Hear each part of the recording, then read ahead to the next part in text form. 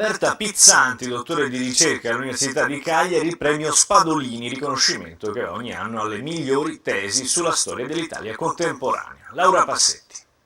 L'immigrazione meridionale a Torino nell'Italia del miracolo economico, il caso della Sardegna durante la stagione della rinascita. Un brano di storia della Sardegna vince ex aequo il premio Spadolini Nuova Antologia. È la tesi di storia contemporanea di Roberta Pizzanti, dottore di ricerca dell'Università di Cagliari, a ricevere il riconoscimento riservato a tesi discusse negli atenei italiani su temi di storia e cultura dal dopoguerra ad oggi.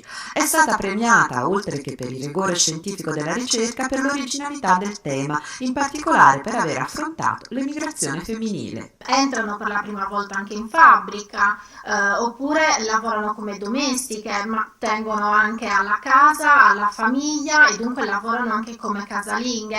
Le donne, in particolare quelle sarde, lavorarono anche negli ospedali come infermiere e furono anche particolarmente apprezzate. I sardi piacciono, sono onesti, sono seri, sono tranquilli, non creano fastidio, però anche i sardi, ricordiamo, che venivano discriminati per il numero dei figli e per questo si trovavano chiuse le porte in faccia. Gli anni del miracolo economico italiano, Torino, la Fiat e l'immigrazione sarda di ieri sono lo specchio di un'immigrazione contemporanea. Ho scelto di approfondire questo tema perché al giorno d'oggi il tema dell'immigrazione sta tornando in auge, un'immigrazione che coinvolge anche noi sardi che continuiamo ad andare all'estero e a lasciare la Sardegna perché non troviamo occasioni di lavoro. Qual è la sua professione?